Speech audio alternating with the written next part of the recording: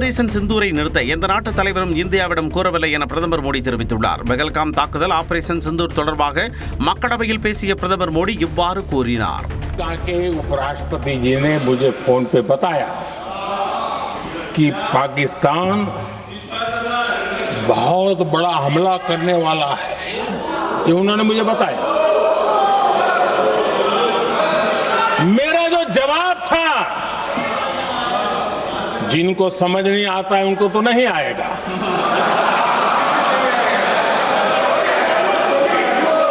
मेरा जवाब था, अगर पाकिस्तान का ये इरादा है तो उसे बहुत महंगा पड़ेगा. கச்சத்தீவு விவகாரத்தில் காங்கிரஸ் அரசின் வெளியுறவு கொள்கையால் இந்தியா பாதிக்கப்பட்டு வருவதாக பிரதமர் மோடி தெரிவித்தார். हमारा भारत छत्रपति शिवाजी महाराज, महाराजा रणजीत सिंह, राजेंद्र चोला, महाराणा प्रताप, लसित बोरफुकन और महाराजा सुहेलदेव का देश है.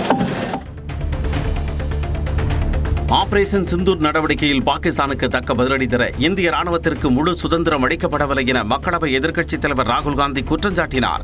மக்களவையில் பேசிய அவர் அரசியல் அழுத்தம் காரணமாக இந்தியா போர் விமானங்களை இழந்ததாக கூறினார். You told our pilots do not attack their air defense system. Meaning you told our pilots go and attack and face the air defense system of Pakistan. Meaning you tied their hands behind their back.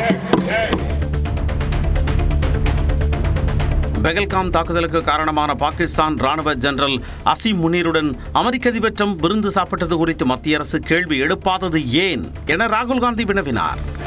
If he has the courage of Indira Gandhi, yes, let him say here, yes, let him say here, yes, that Donald Trump, you're a liar, yes, that you did not make a ceasefire. பெஹல்காமில் 26 அப்பாவிகளை கொன்ற பயங்கரவாதிகள் 3 பேர் பாதுகாப்பு படையினரால் கடந்த 28ஆம் தேதி சுட்டுக் கொல்லப்பட்டதாக மக்களவையில் உள்துறை அமைச்சர் அமித்ஷா தெரிவித்துள்ளார். ஆபரேஷன் சிந்தூர் தொடர்பான விவாதத்தில் பேசிய அவர் இதனை கூறினார். आपके माध्यम से सदन को और सदन के माध्यम से पूरे देश को ऑपरेशन महादेव जो कल एक हुआ है इसकी जानकारी देना चाहता हूं. தமிழன் கங்கையை வெல்வான் என திமுக எம்பி கனிமொழி சூளுரைத்தார். ஆபரேஷன் சிந்தூர் குறித்து மக்களவையில் நடைபெற்ற விவாதத்தில் கலந்து கொண்டு பேசிய அவர் பிரதமர் மோடியின் கங்கை கொண்ட சோழபுர வருகையை மேற்கோள் காட்டி பேசினார். You came to கங்கை கொண்ட Cholapuram. Remember the name. Ganga கொண்ட சோழபுரம். கங்கையை கொண்டவன் அவன். கங்கையை வென்றவன் அவன். தமிழன் கங்கையை வெல்லுவான். நினைவில் வைத்துக் கொள்ளுங்கள். உளவுத்துறையின் தோல்வியால் தான் பெஹல்காம் தாக்குதல் நடந்ததாக மக்களவையில் பேசிய திமுக எம்பி ஆர் ராசா இந்த நாட்டையாள பாஜகவுக்கு தகுதியில்லை என்றும் விமர்சித்தார்.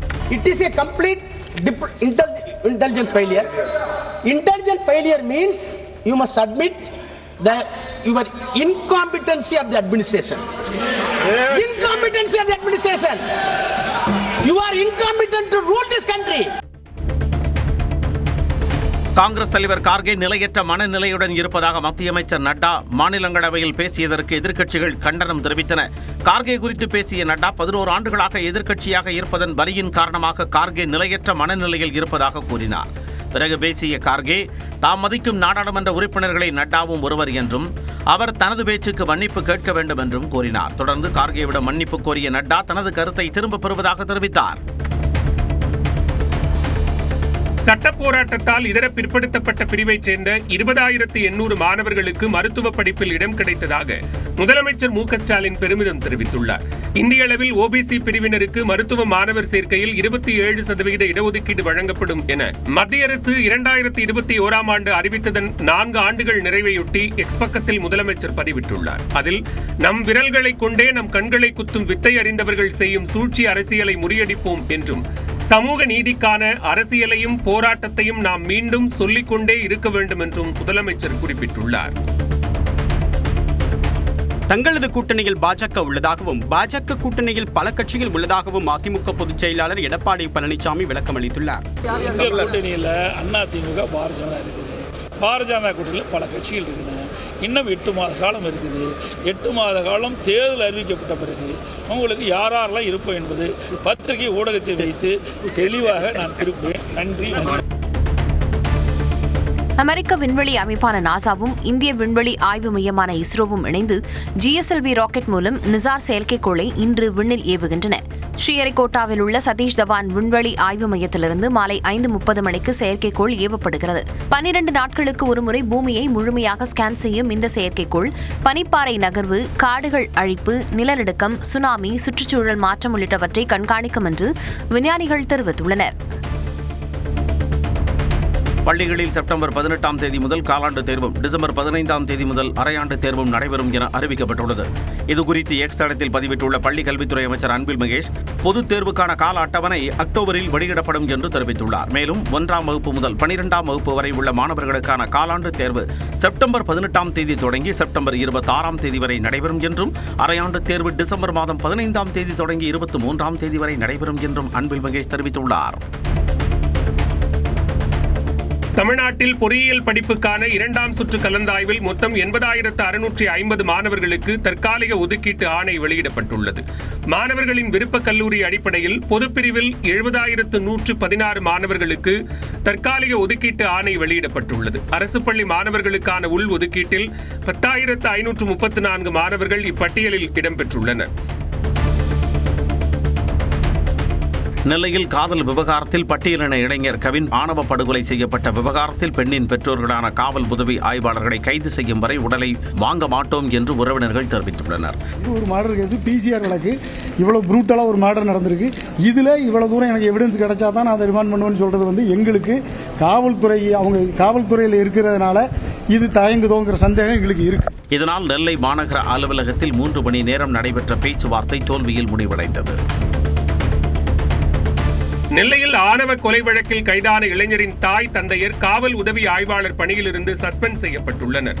கைதான சுர்ஜித்தின் தந்தை சரவணன் ராஜபாளையம் பட்டாலியன் SI ஆக உள்ளார். சுர்ஜித்தின் தாயார் கிருஷ்ணகுமாரி மணிமுத்தாறு பட்டாலியன் SI ஆக உள்ளார். இருவரையும் சஸ்பெண்ட் செய்து சிறப்பு காவல்படை DIG விஜயலட்சுமி நடவடிக்கை மேற்கொண்டுள்ளார். ஆரம்பாக்கம் சிறுமி பாலியல் வன்கொடுமை விவகாரத்தில் கைதான வடமாநிலத்தவரை 4 நாள் காவலில் எடுத்து போலீசார் விசாரித்து வருகின்றனர். திருவள்ளூரை அடுத்த ஆரம்பாக்கத்தில் 8 வயது சிறுமி பாலியல் வன்கொடுமை செய்யப்பட்ட சம்பவத்தில் தனிப்படை போலீசார் அசாம் மாநிலத்தைச் சேர்ந்த ராஜு புஷ்பகர்மா என்பவரை கடந்த 25ஆம் தேதி கைது செய்து சிறையில் அடைத்தனர்.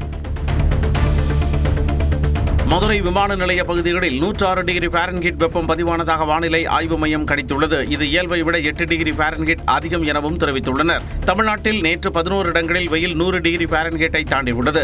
குறிப்பாக மதுரை, நாகப்பட்டினம், திருச்சி ஆகிய பகுதிகளில் அதிகமான வெயில் வாட்டி வதைத்துள்ளது.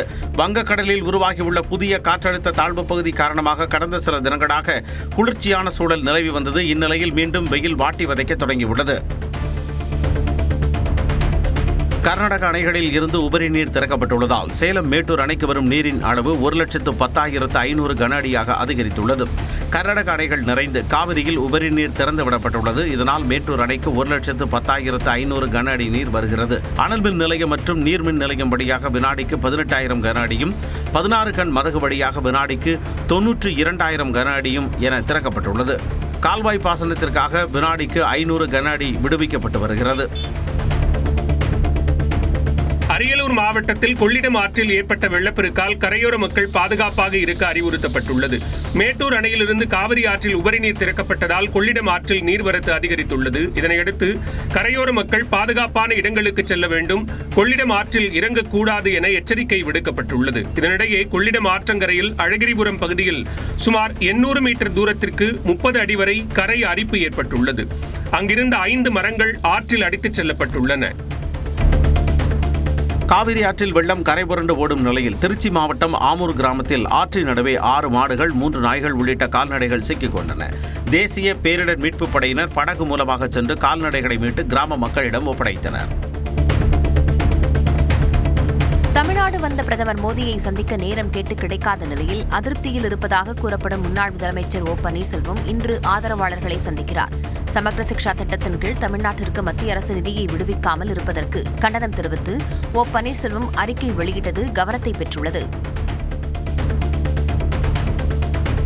முன்னாள் முதலமைச்சர் ஓ பன்னீர்செல்வம் தன்னிடம் கூறியிருந்தால் பிரதமரை சந்திக்க நேரம் பெற்று தந்திருப்பேன் என்று தமிழ்நாடு பாஜக தலைவர் நயினார் நாகேந்திரன் விளக்கம் அளித்துள்ளார். எனக்கு அதை பற்றி ஒன்றும் தெரியாது. ஆனால் எனக்கு தெரிஞ்சிருந்தால் கண்டிப்பாக அதுக்கு நேரம் வாங்கி கொடுத்துருவோம். இதனால ஒரு அவங்க கேட்டாங்களா இல்லையான்னு தெரியாது. எனக்கு சொல்லியிருந்தால் நிச்சயமாக நான் நம்மளுக்கு நேரம் கண்டிப்பாக வாங்கி கொடுத்துருவோம். தாவேகா உறுப்பினர் சேர்க்கைக்கான புதிய செயலியை அக்கட்சியின் தலைவர் விஜய் பனையூரில் இன்று அறிமுகம் செய்து வைக்க உள்ளார். தமிழக வெற்றிக் கழக உறுப்பினர் சேர்க்கையின் 2ஆம் கட்ட நடவடிக்கையாக இந்த செயலி அறிமுகம் செய்ய ஏற்பாடு செய்யப்பட்டுள்ளது. செயலி அறிமுகத்துடன் கட்சியில் 2வது மாநில மாநாட்டிற்கான ஆலோசனையும் நடைபெற உள்ளதாக தகவல் வெளியாகியுள்ளது. வரும் வெள்ளிக்கிழமை முதல் காலவரையற்ற வேலைநிறுத்தத்தில் ஈடுபட உள்ளதாக தமிழ்நாடு சிலிண்டர் லாரி உரிமையாளர்கள் சங்கத்தினர் அறிவித்துள்ளனர். ஈரோடு, சேலம், திருச்சி ஆகிய பகுதிகளில் உள்ள இந்தியன் ஆயில் நிறுவனத்தின் எல்பிஜி சிலிண்டர் நிரப்பும் மையங்களில் உற்பத்தி திறன் பாதியாக குறைக்கப்பட்டுள்ளதாகவும் தேவைக்கும் அதிகமான லாரிகளை டெண்டர் எடுத்து பயன்படுத்தாமல் நிறுத்தி வைத்திருப்பதாகவும் கூறப்படுகிறது. இது தொடர்பாக ஈரோடு மாவட்டம் பெருந்துறை சிப்காட்டில் இந்தியன் ஆயில் நிறுவன அதிகாரிகளுடன் நடந்த பேச்சுவார்த்தை தோல்வியில் முடிந்ததால் வரும் 1ஆம் தேதி முதல் வேலைநிறுத்த போராட்டம் அறிவிக்கப்பட்டுள்ளது. சென்னை திருமங்கலத்தில் கார் மோதி 19 வயது கல்லூரி மாணவர் உயிரிழந்த நிலையில் அது விபத்தல்ல, கொலை என்று அவருடைய சக நண்பர்கள் குற்றம் சாட்டுகின்றனர். மயிலாப்பூர் விவேகானந்தா கல்லூரியில் 1ஆம் ஆண்டு படித்து வந்த நிதின் சா என்பவர் தன்னுடைய நண்பருடன் இருசக்கர வாகனத்தில் சென்றபோது பின்னால் வந்த கார் மோதி சம்பவ இடத்திலேயே உயிரிழந்தார். நிலையில் பள்ளி நண்பருக்கு ஏற்பட்ட பிரச்சினை தொடர்பாக பேச்சுவார்த்தைக்கு சென்ற இடத்தில் மோதல் ஏற்பட்டதாகவும் அப்போது காரை மோதச் செய்து கொலை செய்திருப்பதாகவும் அவருடைய நண்பர்கள் குற்றம் சாட்டுகின்றனர். சபரிமலை ஐயப்பன் கோவிலில் நிறை புத்தரிசி பூஜை வெகு விமர்சையாக நடைபெற்றது. ஆண்டுதோறும் ஆவணி மாதத்தில் சபரிமலை ஐயப்பன் கோவிலில் புதிதாக அறுவடை செய்யப்பட்ட நெல்லை பயன்படுத்தி நைவேத்தியம் படைக்கப்படும். அதன்படி நேற்று மாலை ஐயப்பன் கோவில் நடை திறக்கப்பட்டு சிறப்பு பூஜைகள் நடைபெற்றன. பாலக்காடு மற்றும் கொல்லம் அச்சன் கோவிலில் இருந்து நெற்கதிர் கட்டுகள் சபரிமலைக்கு தலைச்சுமையாக கொண்டு வரப்பட்டு ஐயப்பனுக்கு நைவேத்தியமாக படைக்கப்பட்டு பக்தர்களுக்கு பிரசாதமாக வழங்கப்பட்டது.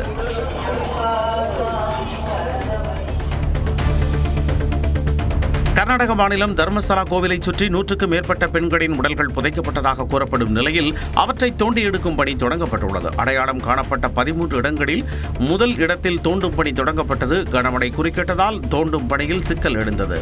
முதல் நாளில் எவ்வித உடலும் கண்டெடுக்கப்படவில்லை. நீலகிரி மாவட்டம் சிங்காரா நீர்மின் நிலையத்திற்கு செல்லும் சாலையில் புலி ஒன்று சுற்றித் திரிந்ததால் வாகன ஓட்டிகள் அச்சமடைந்தனர். மசினக்குடியிலிருந்து சிங்காரா மின் வாரியத்தை நோக்கி வந்த வாகனத்தை கண்ட புலி நீண்ட தூரத்திற்கு சாலையிலேயே நடந்து சென்றது. வாகன ஓட்டி பின்தொடர்ந்து வந்த போதிலும் எந்த சலனமும் இல்லாமல் புலி கம்பீரமாக நடந்து வனத்திற்குள் சென்று மறைந்தது.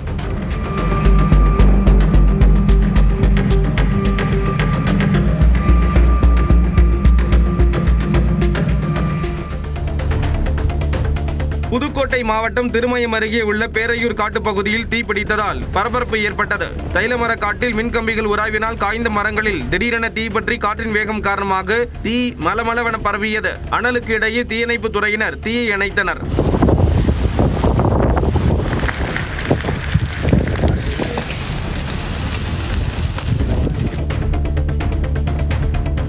காஞ்சிபுரம் ஆதி காமாட்சி அம்மன் கோவிலில் ஆடி மாத பெருவிழாவை ஒட்டி வள்ளி கும்மி ஆட்ட நிகழ்ச்சி வெகு விமர்சையாக நடைபெற்றது. காஞ்சிபுரம் பகுதியில் முதல் முறையாக நடந்த வள்ளி கும்மி ஆட்டத்தை திரளான பக்தர்களும் பொதுமக்களும் கண்டு ரசித்தனர்.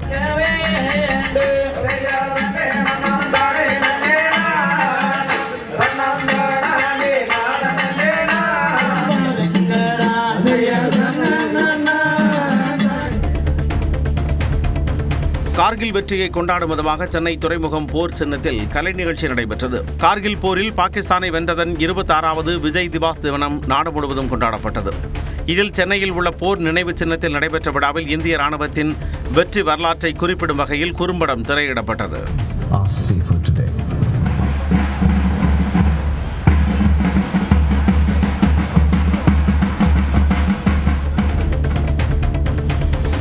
திருப்பத்தூர் அரசு பொது மருத்துவமனையில் மகளிருக்கான ஐசியு வார்டில் 2 நாட்களாக மின்சாரம் இல்லாததால் நோயாளிகளின் உறவினர்கள் கடும் அவதிக்குள்ளாகினர். மின்கசிவு காரணமாக மகளிருக்கான மேம்படுத்தப்பட்ட தீவிர சிகிச்சை பிரிவில் மின் இணைப்பு துண்டிக்கப்பட்டதாக கூறப்படுகிறது. நோயாளிகள் வேறு வார்டுக்கு மாற்றப்பட்ட நிலையில் அவர்களின் உறவினர்கள் மின்வசதி இல்லாத வார்டு பகுதியிலேயே அனுமதிக்கப்படுவதால் கடும் அவதிக்குள்ளாகினர். மேகவெடிப்பு காரணமாக ஏற்பட்ட திடீர் வெள்ளத்தால் இமாச்சல பிரதேசத்தின் மண்டி நகர் சின்னாபின்னமானது.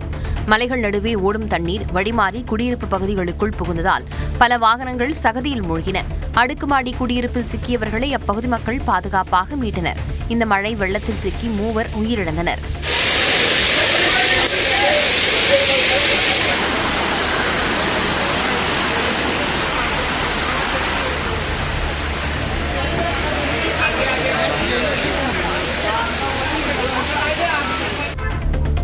டெல்லியில் கொட்டி தீர்த்த கனமழையால் நகரின் பல்வேறு பகுதிகளில் சாலைகளில் நீர் தேங்கியது. இதனால் வாகன ஓட்டிகள், வேலைக்கு செல்வோர், பள்ளி கல்லூரி மாணவர்கள் உள்ளிட்டோர் கடுமையாக பாதிக்கப்பட்டனர்.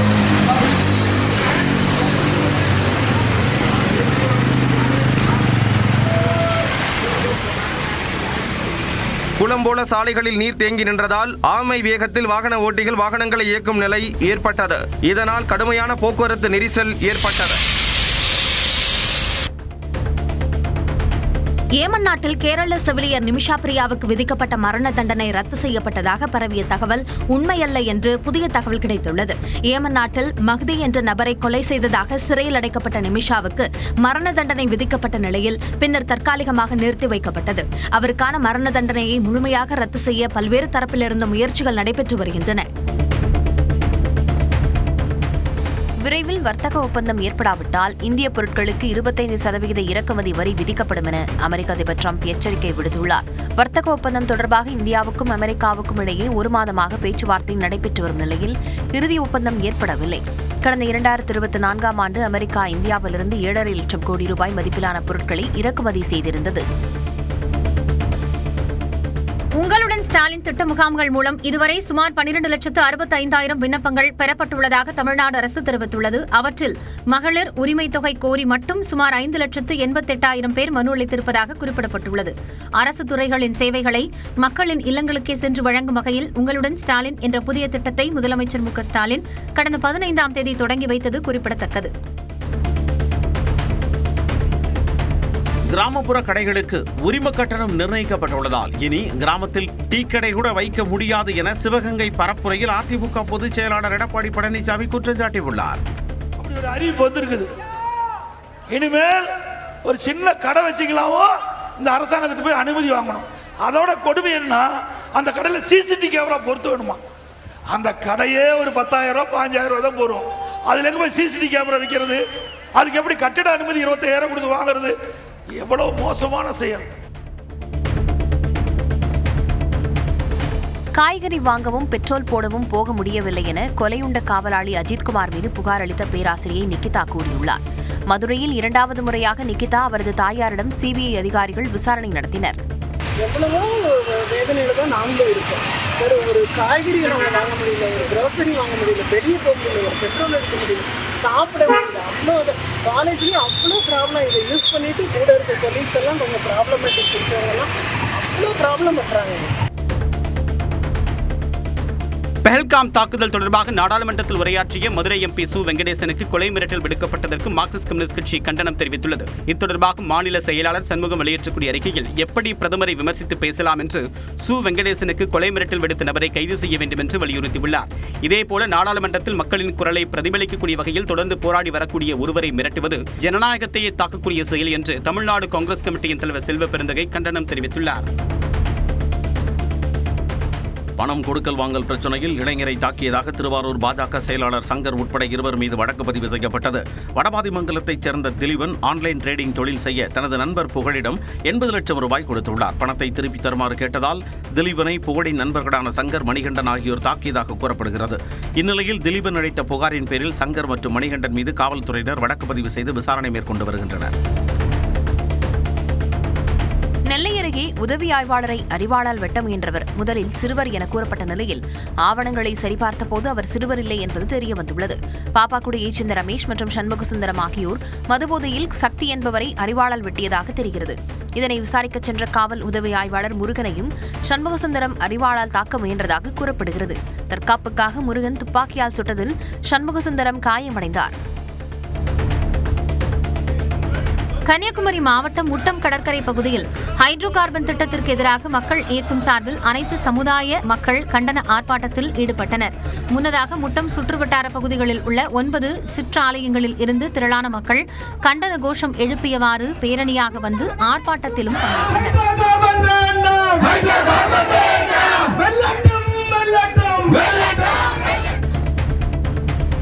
நீலகிரி மாவட்டம் கோத்தகிரி அருகே கரடி ஒன்று சாலை ஓரம் நின்ற பால் வாகனத்தில் இருந்து பாலை ருசித்த காட்சிகள் வெளியாகியுள்ளன. கார்பெட்டா பகுதியில் பால் பாக்கெட்டுகளை விநியோகம் செய்யும் வாகனம் சாலை ஓரம் நிறுத்தப்பட்டிருந்தது. அப்போது வழியாக சென்ற கரடி ஒன்று வாகனத்தின் மீது ஏறி லாவகமாக கதவை திறந்து பால் பாக்கெட்டுகளை ஒவ்வொன்றாக எடுத்து ருசித்தது.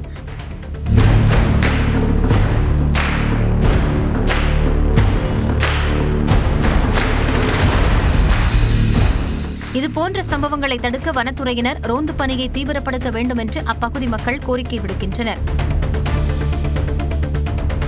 மடப்புரம் கோயில் காவலாளி அஜித்குமார் கொலை வழக்கில் தொடர்புடைய சாட்சிகளுக்கு பாதுகாப்பு தர சிவகங்கை நீதிமன்றம் உத்தரவிட்டுள்ளது.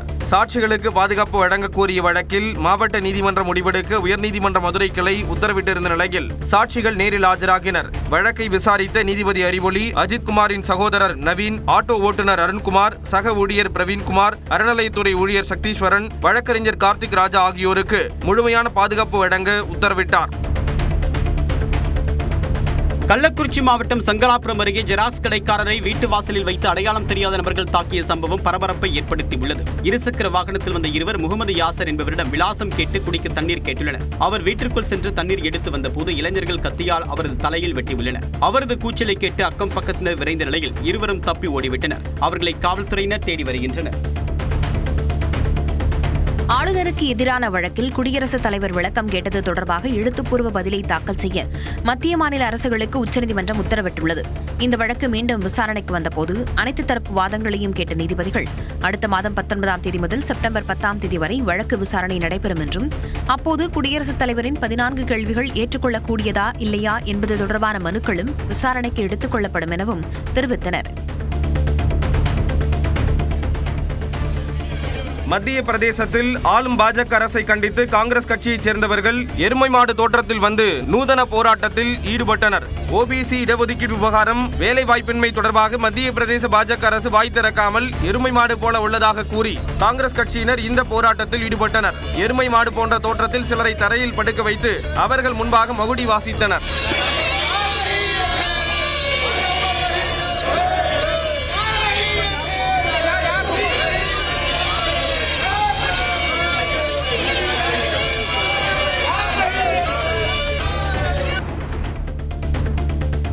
அனைவரும் செயற்கை நுண்ணறிவு தொழில்நுட்பத்தை அறிந்து கொள்ளும் வகையில் இந்தியாவில் ஸ்டடி மோட் எனும் புதிய திட்டத்தை ChatGPT நிறுவனம் அறிமுகம் செய்துள்ளது. 11 மொழிகளில் வெளியாகியுள்ள இந்த திட்டத்தின் மூலம் எளிதாக செயற்கை நுண்ணறிவு குறித்து விவரங்களை அறிந்து கொள்ளலாம். அறிவியலாளர்கள், ஆசிரியர்கள் உள்ளிட்டோரை கொண்டு புதிய திட்டம் செயல்படுத்தப்பட்டிருப்பதாக ChatGPT தெரிவித்துள்ளது.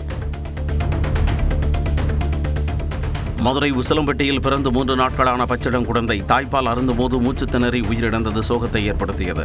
ராஜாக்காப்பட்டியைச் சேர்ந்த ராஜா என்பவரின் மனைவி ரியாவுக்கு உசிலம்பட்டி அரசு மருத்துவமனையில் ஆண் குழந்தை பிறந்தது. பால் அருந்திய குழந்தை தூங்குவதாக பெற்றோர் நினைத்திருந்த நிலையில் வெகு நேரமாக எழாமல் இருந்ததால் உயிரிழந்தது தெரியவந்தது.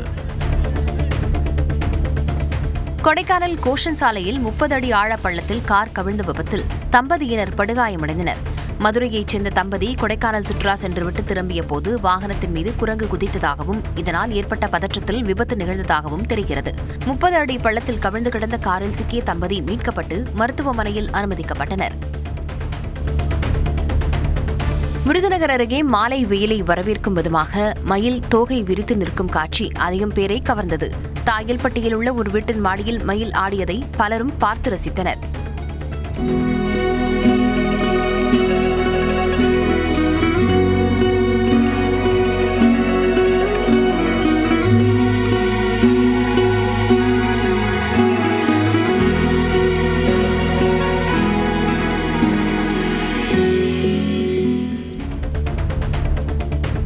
நடைபெறவிருக்கும் தாவேகா மாநாட்டு தேதியை மாற்ற முடியுமா என காவல்துறை கேள்வி எழுப்பியுள்ளது. தாவேகா பொதுச் செயலாளர் ஆனந்த் மதுரை மாவட்ட காவல் கண்காணிப்பாளரை சந்தித்த நிலையில் விநாயகர் சதுர்த்திக்கு பாதுகாப்பு வழங்க வேண்டியுள்ளதால் ஆகஸ்ட் 27ஆம் தேதிக்கு பதில் வேறு தேதிக்கு மாற்ற முடியுமா என கேட்கப்பட்டுள்ளது. சென்னை திருச்சி தேசிய நெடுஞ்சாலையில் சிங்கப்பெருமாள் கோவில் மேம்பாலம் திறக்கப்பட்ட நிலையில் சாலையின் நடுவே ஆபத்தான வகையில் உள்ள பெயர் பலகையின் தூண் அகற்றப்படுமா என வாகன ஓட்டிகளுக்கு எதிர்பார்ப்பு எழுந்துள்ளது. போக்குவரத்திற்கு இடைஞ்சலாக உள்ள தூணை அகற்றி புதிதாக பெயர் பலகை தூண் அமைக்க வேண்டும் என கோரிக்கை விடுக்கப்பட்டுள்ளது. திருவாரூர் அருகே உள்ள சேந்தமங்கலம் தட்சிண காளியம்மன் கோவில் ஆடிப்புற திருவிழாவில் பக்தர்களின் பால்குட ஊர்வலம் நடைபெற்றது. யானை மீது பரம்பரை நிர்வாக அறங்காவலர் பால் குடத்தை எடுத்து வர தொடர்ந்து மேளதாளங்கள் முழங்க 500க்கு மேற்பட்ட பக்தர்கள் பால் குடங்களை சுமந்து சென்றனர். பக்தர்கள் 3 கிலோமீட்டர் தூரம் நடந்து சென்று கோவிலை அடைந்து நேர்த்திக் கடனை செலுத்தினர்.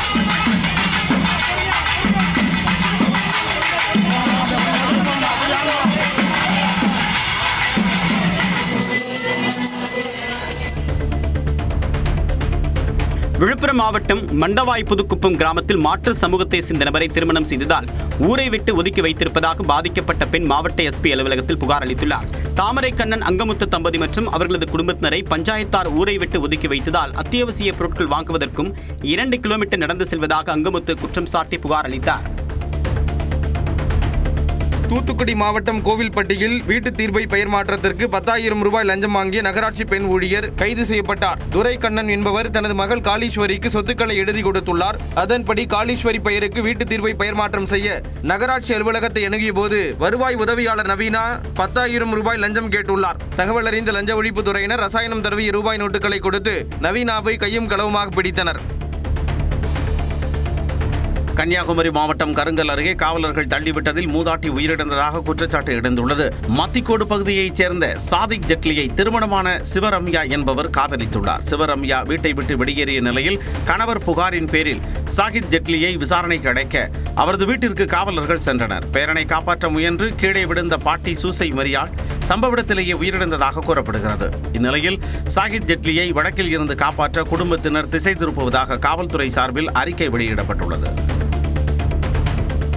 திருப்பத்தூர் மாவட்டம் ஜோலார்பேட்டை அருகே ஓடும் ரயிலின் கழிவறையில் குழந்தை பெற்றெடுத்த பெண் மருத்துவமனைக்கு அனுப்பி வைக்கப்பட்டார். மேற்கு வங்க மாநிலத்தைச் சேர்ந்த அமிர்தா என்பவர் பெங்களூருவில் தங்கி கூலி வேலை செய்து வருகிறார். இவர் நிறைமாத கர்ப்பிணியாக இருந்த நிலையில் பிரசவத்திற்காக ரயிலில் சொந்த ஊருக்கு புறப்பட்டார். ஜோலார்பேட்டை ரயில் நிலையம் அருகே வந்தபோது வயிற்று வலி ஏற்பட்டதால் கணவர் கிஷானுடன் கழிவறைக்கு சென்ற அமிர்தாவுக்கு அங்கேயே பெண் குழந்தை பிறந்தது. இதையடுத்து ரயிலை நிறுத்திய அதிகாரிகள் தாயையும் குழந்தையையும் 108 ஆம்புலன்ஸ் மூலம் திருப்பத்தூர் அரசு மருத்துவமனைக்கு அனுப்பி வைத்தனர்.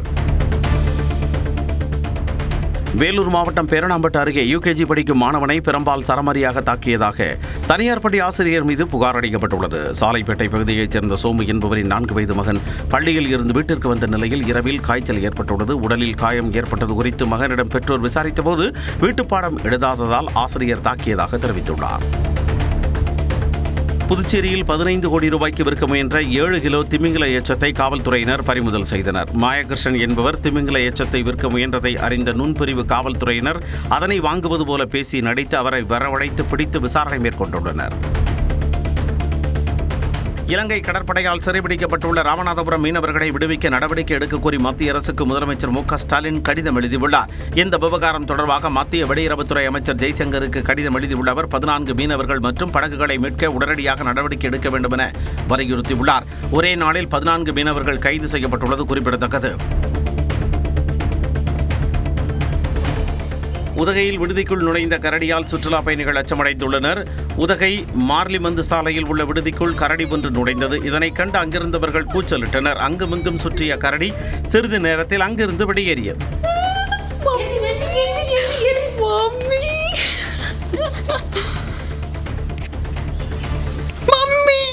my God, dear.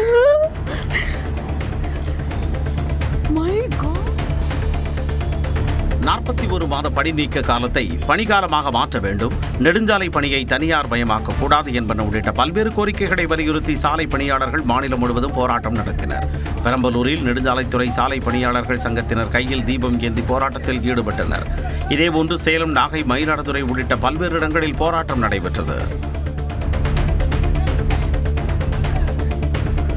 வேலூர் மாவட்டம் காட்பாடி அடுத்த கிளித்தான் பட்டறை பெரிய பட்டறை பகுதிகளில் இடுகாட்டுக்கு செல்ல பாதை இல்லை என கூறி சாலையில் சடலத்தை வைத்து பொதுமக்கள் போராடியதால் பரபரப்பு ஏற்பட்டது. இடுகாட்டுக்கு செல்ல ரயில்வே கணவாய் அல்லது தண்டவாளத்தை கடந்து செல்லும் நிலை உள்ளது. இந்நிலையில் கிளித்தான் பட்டறையில் ஒருவர் உயிரிழந்ததை அடுத்து அவரது சடலத்தை தண்ணீர் தேங்கிய கணவாய் வழியே சுமந்து சென்ற உறவினர்கள் திடீரென சடலத்தை சாலையில் வைத்து தர்ணாவில் ஈடுபட்டனர். காவலர்கள் பேச்சுவார்த்தை நடத்தி அவர்களை அனுப்பி வைத்தனர்.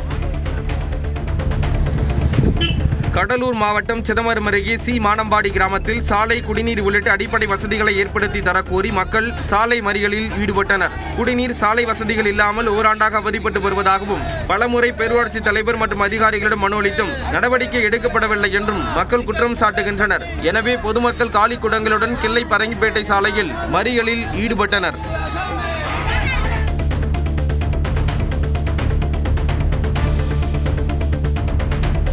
திருப்பத்தூர் மாவட்டம் வாணியம்பாடி அருகே பாமியாரை மருமகள் தாக்கிய சம்பவத்தின் சிசிடிவி வெளியாகி அதிர்ச்சியை ஏற்படுத்தியது.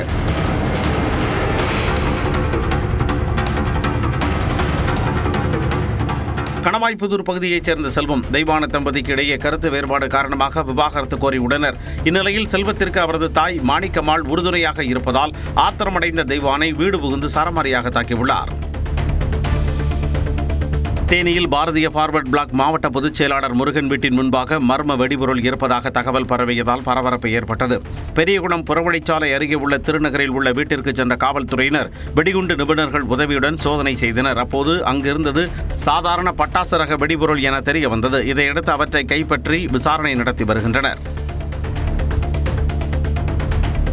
தூத்துக்குடி மாவட்டம் கோவில்பட்டி அருகே எத்தனால் ஏற்றிச் சென்ற லாரி திடீரென தீப்பிடித்ததால் பரபரப்பு நிலவியது. சென்னையில் இருந்து எத்தனால் ஏற்றி வந்த லாரி நெல்லை நோக்கி சென்று கொண்டிருந்தது. இனா மணியாச்சி மேம்பாலத்தில் சென்றபோது லாரியின் நடுப்பகுதியில் டயர்களுக்கு இடையே தீப்பிடித்தது. இதனையடுத்து ஓட்டுநர் உள்ளிட்ட இருவரும் கீழே குதித்து தப்பினர்.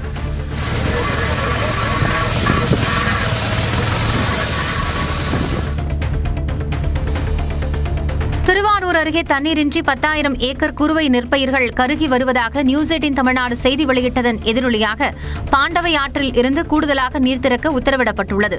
மாங்குடி, கீழமணலி, கூத்தங்குடி, சேந்தனாங்குடி உள்ளிட்ட கிராமங்களில் குறுவை சாகுபடி செய்த 40 நாட்களான பயிர்கள் தண்ணீர் இல்லாமல் கருகின. இது தொடர்பாக நியூஸ் 18 தமிழ்நாடு தொலைக்காட்சியில் செய்தி வெளியிடப்பட்ட நிலையில் பாண்டவை ஆற்றில் இருந்து ஏற்கனவே திறக்கப்பட்ட 200 கன அடி நீருடன் கூடுதலாக 600 கன அடி நீர் திறக்க பொதுப்பணித்துறை அதிகாரிகள் நடவடிக்கை எடுத்துள்ளனர். விருதுநகர் அருகே பட்டாசு தயாரிக்கும் ஆலையில் தீ விபத்து ஏற்பட்டது. தியாகராஜபுரத்தில் அசோக்குமார் என்பவருக்கு சொந்தமான பட்டாசு ஆலையில் 20க்கும் மேற்பட்ட தொழிலாளர்கள் பணியாற்றி வருகின்றனர். இந்த நிலையில் ஆலை இயந்திரம் ஒன்றில் மூலப்பொருள் உராய்வு காரணமாக தீ விபத்து ஏற்பட்டது. சுதாரித்துக் கொண்ட தொழிலாளர்கள் தப்பியோடியதால் உயிர் சேதம் தவிர்க்கப்பட்டது. கருட பஞ்சமி நாளில் திருப்பதி மலையில் ஏழுமலையானின் கருட வாகன புறப்பாடு கோலாகலமாக நடைபெற்றது. கருட பஞ்சமி என்பது கருட பகவான் பிறந்த நாளாக கருதப்படுகிறது. இந்த நாளில் கருட வாகனத்தில் எழுந்தருடைய மலையப்ப சுவாமி 4 மாட வீதிகளில் உலா வந்த பக்தர்களுக்கு அருள் பாலித்தார்.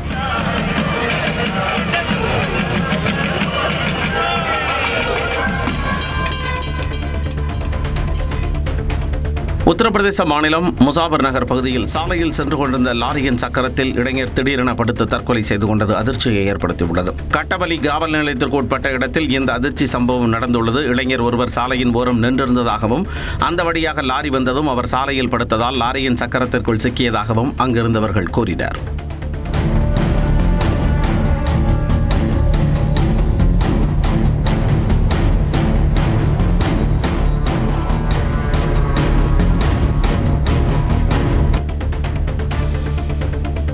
அறந்தாங்கி ஸ்ரீ கள்ளழகர் ஐயனார் கோவிலில் புறவி எடுப்பு விழா விமர்சையாக நடைபெற்றது. ஆவுடையார் கோவிலை அடுத்த மாவடிக்கோட்டை கிராமத்தில் உள்ள சித்தி விநாயகர் கோவில் சிறப்பு பூஜைகள் செய்யப்பட்டு மண்ணால் செய்யப்பட்ட குதிரை மற்றும் காளை வடிவங்களை 2 கிலோமீட்டர் தூரத்திற்கு தோளில் சுமந்து பக்தர்கள் ஊர்வலமாக கள்ளழகர் ஐயனார் கோவில் வரை கொண்டு சென்றனர்.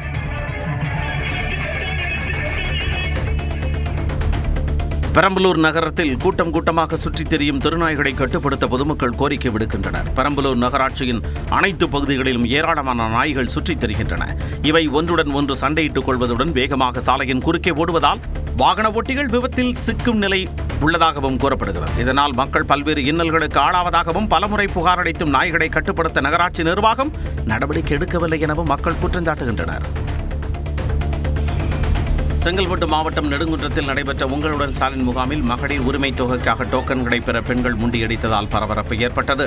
மகளிர் உரிமை தொகைக்கு விண்ணப்பிக்க வந்தவர்களுக்கு வரிசையில் நிற்க வைத்து டோக்கன் வழங்கப்பட்டது. ஆனால் சிலர் முண்டியடித்துக் கொண்டு வந்து காவலர்களின் கையில் இருந்த டோக்கன்களை பிடுங்கிச் சென்றனர். பின்னர் மாவட்ட திட்ட இயக்குனர் நேரில் வந்து பெண்களை 10 நபர்களாக பிரித்து வரிசையில் நிற்க வைத்து டோக்கன் வழங்கச் செய்தார். உதகை மார்க்கெட்டில் உள்ள ஒரு எலக்ட்ரானிக்ஸ் கடையில் ப்ளூடூத் ஸ்பீக்கரை கொள்ளையன் திருடிய சிசிடிவி காட்சி வெளியாகியுள்ளது.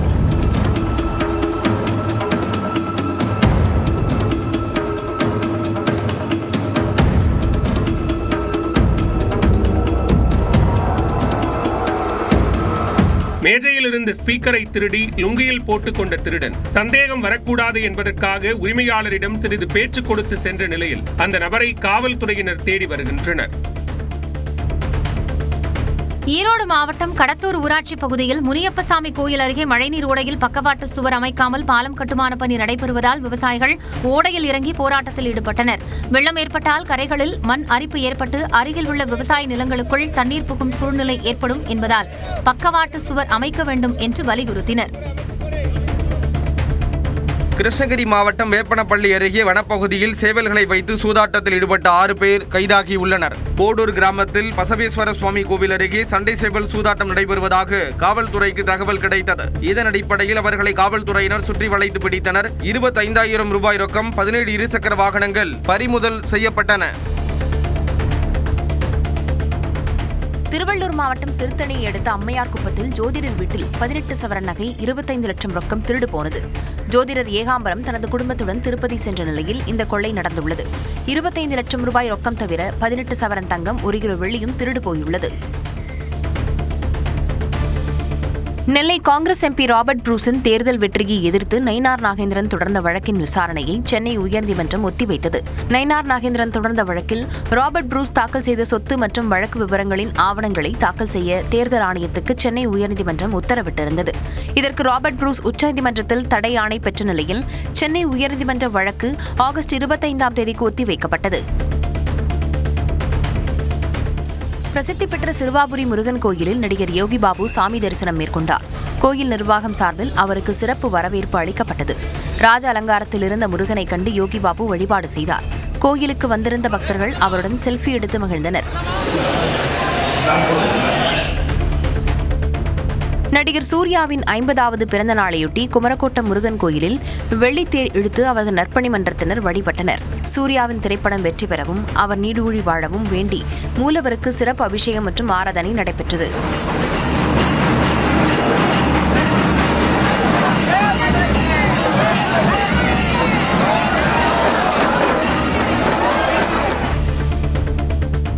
சேலம் மாவட்டம் சங்ககிரி அருகே மணல் கொள்ளையில் ஈடுபட்ட கும்பலை கையும் களவுமாக பிடித்த கிராம மக்கள் வருவாய்த்துறையினரிடம் ஒப்படைத்தனர்.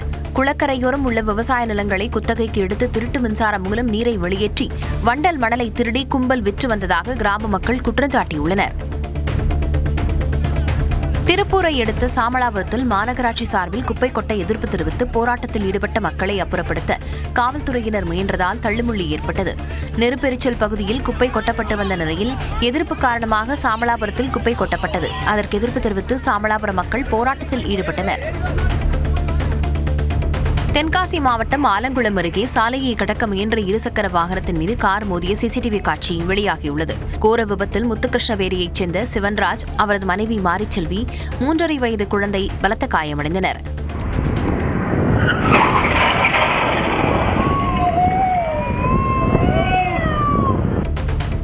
தேனி மாவட்டம் தாமரைக்குளம் பகுதியில் இயங்கும் அரசு கள்ளர் பள்ளி மாணவியர் விடுதியின் பெயரை சமூக நீதி விடுதி என பெயர் மாற்றம் செய்வதற்கு எதிர்ப்பு தெரிவித்து சீர் மரபினர் நலச்சங்கத்தினர் கண்டன ஆர்ப்பாட்டத்தில் ஈடுபட்டனர். அப்போது விடுதியில் இருந்த சமூக நீதி விடுதி என்ற பெயர் பதாகையை கிழித்தெறிந்தனர்.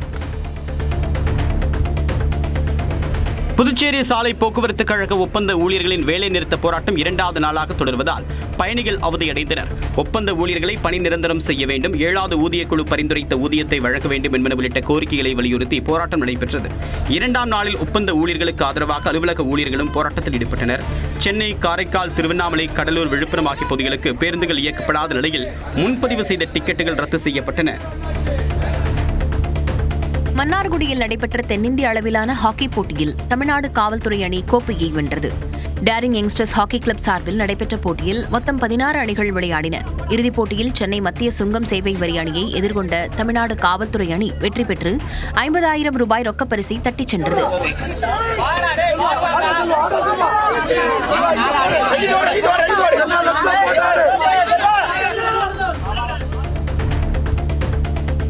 கடலூர் மாவட்டம் சிதம்பரம் அரசு மருத்துவமனையில் பிரசவத்தின் போது குழந்தை உயிரிழந்த நிலையில் மருத்துவர்கள் அலட்சியமாக செயல்படுவதாக உறவினர்கள் குற்றம் சாட்டினர். ஆயிப்பேட்டை கிராமத்தை சேர்ந்த எழில்ராஜனின் மனைவி முத்துலட்சுமி பிரசவத்திற்காக அனுமதிக்கப்பட்ட நிலையில் அவருக்கு பிரசவ வலி வந்தும் மருத்துவர்கள் தாமதமாக பிரசவ அறைக்கு அழைத்து சென்றதாக கூறப்படுகிறது. பிறந்த குழந்தை ஆபத்தான நிலையில் இருப்பதாக கூறிய மருத்துவர் சிறிது நேரத்தில் குழந்தை இறந்துவிட்டதாக கூறியதால் ஆத்திரமடைந்த உறவினர்கள் நடவடிக்கை எடுக்க கோரி சாலை மறியல் போராட்டத்தில் ஈடுபட்டனர். திண்டுக்கல் மாவட்டம் நத்தம் அருகே தென்னை நார் மஞ்சி தொழிற்சாலையில் ஏற்பட்ட தீ விபத்தால் 10 லட்சம் ரூபாய் மதிப்பிலான பொருட்கள் எரிந்து சேதமடைந்தன. செல்லப்ப நாயக்கன்பட்டியில் உள்ள கண்ணன் என்பவருக்கு சொந்தமான தொழிற்சாலையில் திடீரென்று தீ விபத்து ஏற்பட்டு மளமளவென்று பரவியது. இதனால் அந்த பகுதி முழுவதுமாக புகை பரவிய நிலையில் தகவல் அறிந்து வந்த தீயணைப்பு வீரர்கள் நீண்ட போராட்டத்திற்கு பிறகு தீயை அணைத்தனர்.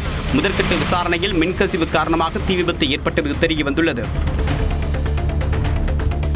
சுயாதீன பாடகர் டிஜே ஜனனி நடித்துள்ள உசிரை படக்குழுவினர் நடிகரும் மாநிலங்களவை உறுப்பினருமான கமல்ஹாசனை நேரில் சந்தித்து வாழ்த்து பெற்றனர். ஆகஸ்ட் 1ஆம் தேதி உசிரை படம் ரிலீஸ் ஆக உள்ள நிலையில் படக்குழுவினர் கமல்ஹாசனை சந்தித்தனர். தனக்கு பெண் ரசிகை ஒருவர் 72 கோடி ரூபாய் சொத்துக்களை உயில் எழுதி வைத்ததாக பாலிவுட் நடிகர் சஞ்சய் தத் மனம் திறந்துள்ளார். உயிருக்கு ஆபத்தான நிலையில் இருந்த நிஷா பாட்டில் என்ற அந்த ரசிகை தனது சொத்துக்களை சஞ்சய் தத்துக்கு எழுதி வைத்தார். அவர் இறந்தவுடன் வங்கியிலிருந்து தன்னை தொடர்பு கொண்ட போது சொத்துக்களை ஏற்க தான் மறுத்துவிட்டதாக கூறியுள்ள சஞ்சய் தத் சம்பந்தப்பட்ட குடும்பத்தினருக்கு அதை திருப்பிக் கொடுத்து விட்டதாக கூறியுள்ளார். 2018ஆம் ஆண்டு நடந்த சம்பவம் பற்றி சஞ்சய் தத் மனம் திறந்துள்ளது தற்போது பேசுபொருளாகியுள்ளது.